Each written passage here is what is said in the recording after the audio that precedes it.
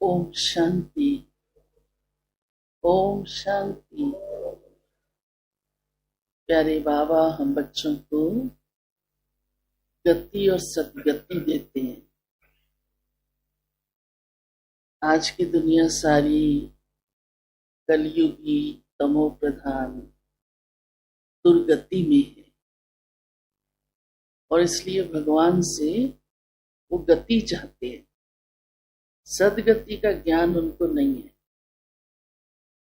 भले शब्द सुना हुआ है परंतु सदगति कौन सी होती है और कब होती है ये मालूम नहीं। बाबा हमें आकर के गति सदगति का अर्थ भी समझाता है कि बच्चे गति है परम धाम में जाना, मुक्ति धाम में जाना, अर्थात मुक्ति को पाना, और वो मैं सभी को आकर देता हूं।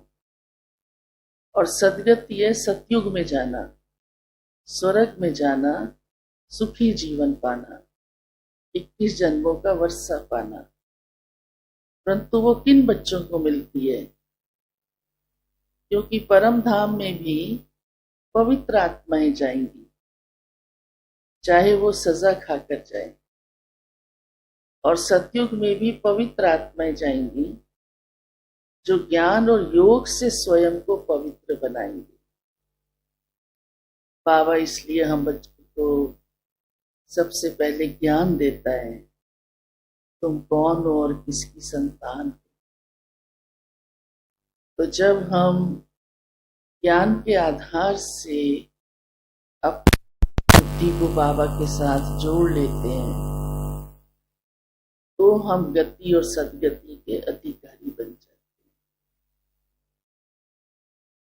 फिर बाबा ने इसलिए पिता व्रता कहा कि आप सब पिता व्रता आत्माएं हो। दुनिया में तो पति व्रता कहते हैं ना, क्योंकि पति माना एक को ही साथ नाता रखना। अगर पति के साथ कोई और की तरफ जाता है ध्यान, तो उसे भी पवित्रता नहीं माना जाता, व्यभिचार माना जाता है। यहाँ हमारा संबंध एक बाबा के साथ है। हमारा प्रॉमिस भी है, एक बाप दूसरा ना कोई। फिर चाहे हम उसे पति के रूप से देखें, चाहे पिता के रूप से देखें, क्योंकि ये तो बाबा ने कहा ही है, तुम आत्माएं मेरी सजनियां हो, मैं साजन हूं। जो भी संबंध हम जोड़ें, लेकिन हमारा बुद्धि योग और कहीं नहीं भटके, किसी भी देहधारी की तरफ हमारा लगाव, झुकाव, आकर्षण, मोह न रहे, उसको कहेंगे अव्यभिचारी। भक्ति मार्ग में भी अव्यभिचारी नहीं रह पाए। यहाँ तक कि देवताओं को भी, अपने इष्ट देवों को भी मानते हुए कभी किसी की तरफ गए, कभी किसी की तरफ गए।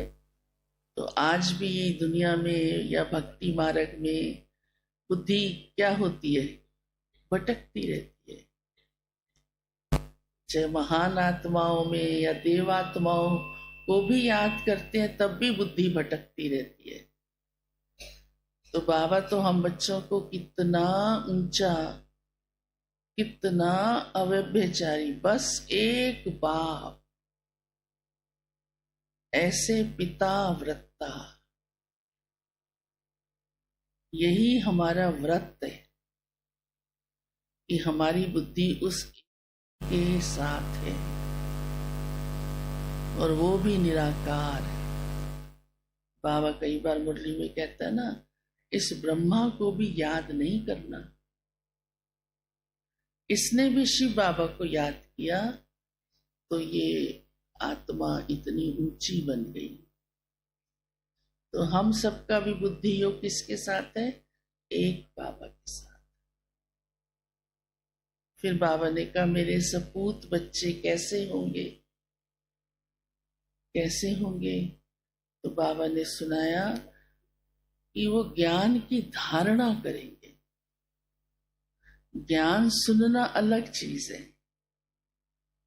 ये तो आप सब अच्छी तरह जानते हो, क्योंकि भक्ति मार्ग में भी हम सुनते आए सुनते आए सुनते आए, चाहे कुछ भी सुनते आए, राइट था या रॉन्ग था, अभी भी सुनते हैं। अभी तो होशियार हो गए हो, सुनाते भी हो। पर बाबा कहते हैं जो मैं सुनाता हूं उसे धारण करो, क्योंकि बाबा हमारा प्रैक्टिकल जीवन बना रहा है, हम वैसा बन रहे हैं, इसीलिए बाबा इसको पढ़ाई कहता है। पढ़ाई में तो उसके अनुसार योग्य बनना होता है ना, या सिर्फ किताबों की लाइनें पढ़ के रख दो, नहीं चलता ना काम। और साथ साथ बाबा ने कहा है कि उनकी बुद्धि चलेगी, क्योंकि जो ज्ञान की धारणा करता है उसकी बुद्धि चलती है कि बाबा की सेवा कैसे करूं, वो रह नहीं सकता सेवा के बिना। ये भी सपूत बच्चों के जीवन में धारणा आ जाती है।